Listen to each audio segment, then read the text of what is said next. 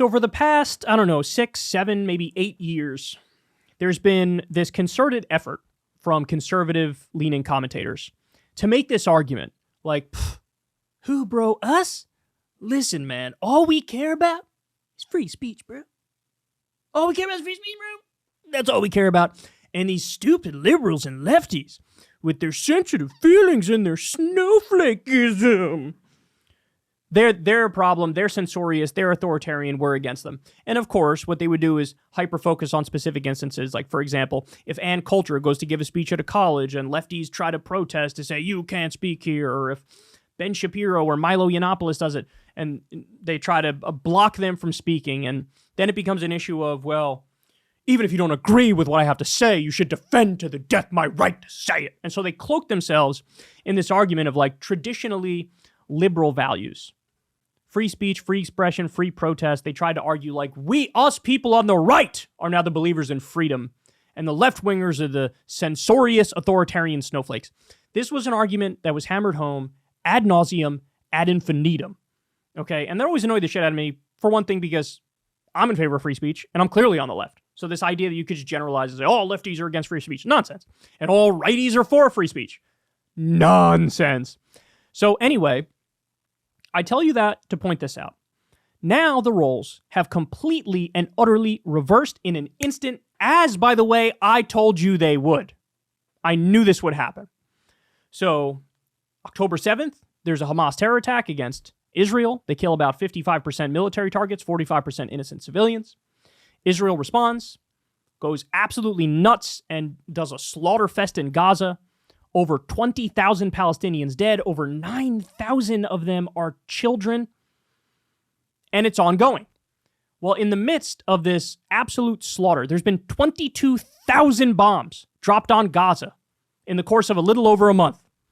In the midst of that, the media is trying to deflect from the fact that the U.S. arms and funds Israel. So what's the topic that they've landed on to do this deflection? It's, oh my God, there is a massive rise, a massive increase in anti-Semitism on college campuses, and we're offended. We're offended. Censor more. Silence people. Shut them down. I hate free speech. I hate it. All right, so here I'm going to show you a clip. This is from Fox News. This kind of sums up the panic very well. But again, remember, these are the guys who were screaming about free speech not that long ago. Now they're saying stuff like this. Another update last night from a story we've been covering throughout the week, and that is the presidents of several Ivy League colleges who testified before Congress, the University of Pennsylvania, MIT, Harvard, in this exchange with Elisa Stefanik, which absolutely left everyone shocked and waiting for the next shoe to drop. Remember this. Does calling for the genocide of Jews violate Penn's rules or code of conduct? Yes or no? If the speech turns into conduct, it can be harassment. Yes. Okay, let me just pause here to point this out real quick. The reason why she hesitated is very simple. Nobody is calling for the genocide of Jews on college campus. That's a lie. That is a flat-out lie. There is not one example on college campuses in the U.S. of people doing a march where they're saying, genocide the Jews. That's totally made up. So she's asked that question, and the initial reaction is like, what kind of a question is that? That's not happening. But what she says is, well, yeah, it'd be a violation if it leads to the harassment. Yes. And that's the correct answer, right? Free speech is allowed in all scenarios unless you're calling for direct threats of violence. And there's other, like defamation, libel, slander, things like that. Impersonation even might be an exception. But like overwhelmingly, free speech is everything except direct threats of violence. So look, that answer was perfectly fine. Well, oh my God, the world melted down. And it was, oh my, the head of Harvard and the head of Penn and the head of Wharton and the head of Columbia, they're okay with saying genocide the Jews. And this has been a moral panic now for a week straight, where everybody's pretending like there's this, like all of a sudden you have Goebbels and Himmler who are marching on college campuses and are about to shove people into gas chambers. I just totally and utterly made up. Now, by the way, this pressure has been so immense from mainstream media, some of these heads of the universities have had to resign. They had to resign because they're being strawmanned as supporting protest the call for the genocide of Jews. Now, what's really happening on college campuses? It's pro-Palestine protests in the midst of Gaza being wiped off the map. It's pro-Palestine protests in the midst of 9,000 kids being killed. It's in the midst of all types of civilian infrastructure being bombed to smithereens. Hospitals being bombed, schools being bombed, marketplaces being bombed. Starvation campaign in Gaza waged directly by Israel. So you have kids on college campuses are going, I'm against that. I'm going to protest. And they go out there and they say things like, from the river to the sea, Palestine will be free. They go out there and they call for intifada. And what does the media do? They spin it and say, from the river to the sea actually means you're calling for genocide of all Jews. What? Why don't you ask people what they mean? Yeah, if somebody in Hamas says that, sure, that could be what they mean. If some pink-haired college kid says that at Columbia, she probably means let's have one state, democratic, equal rights for all in the region, and the occupation and the apartheid. That's what I mean when I say from the river to the sea, Palestine will be free. They don't accept that. If you say intifada, that roughly translates into rebellion. So it's saying, hey, fight for your rights. Fight for your rights.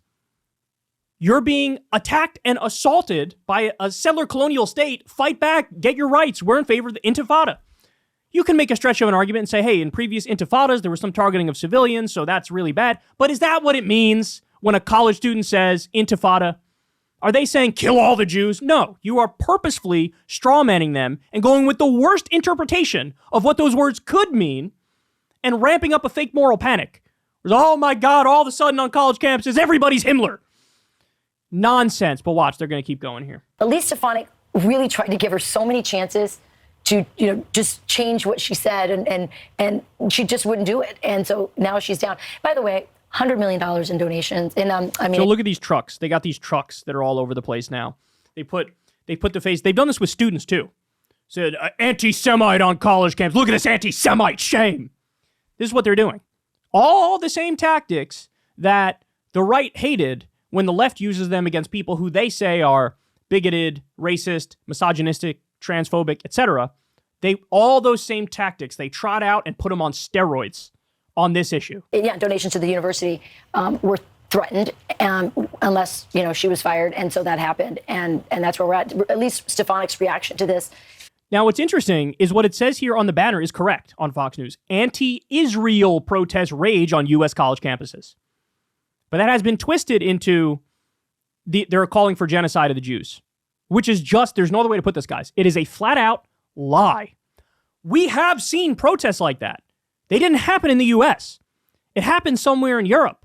There was a group of people that were chanting, gas the Jews. I covered that on this show, and I said, I condemn this. This is horrible. This is terrible. This is collective punishment against innocent people who have nothing to do with what the government of Israel is doing.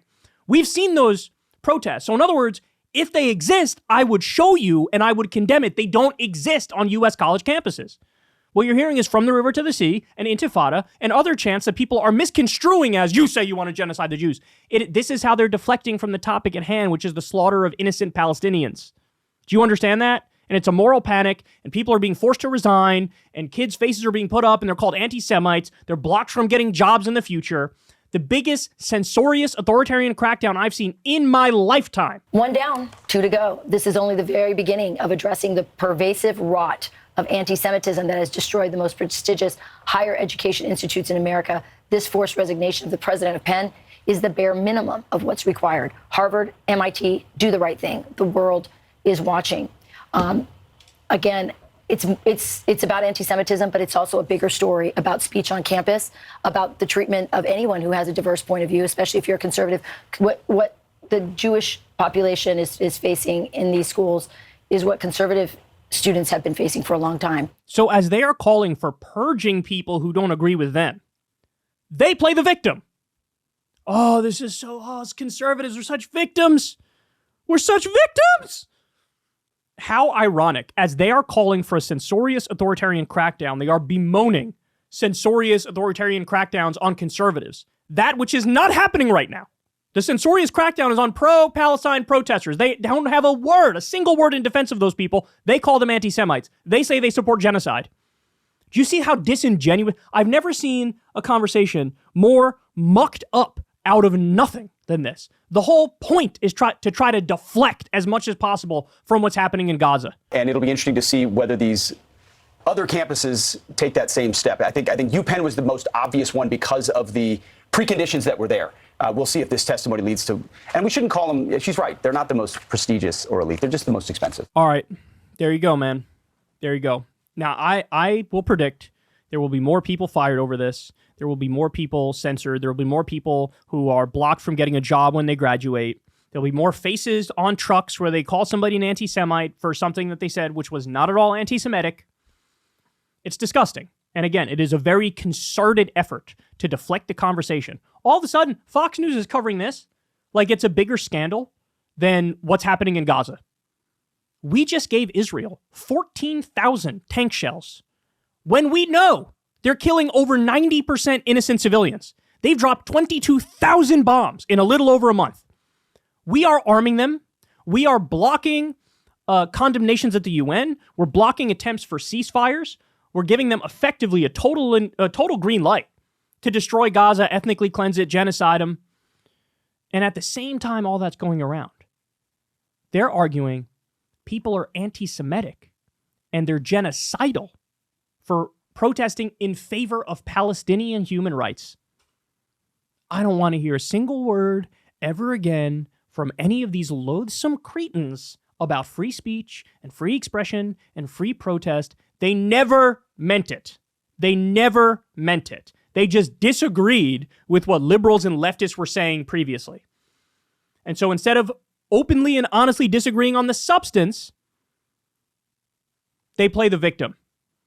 Like, don't spare me this, I have this highfalutin ideology where I'm standing for justice and human rights and free speech and values, liberal values.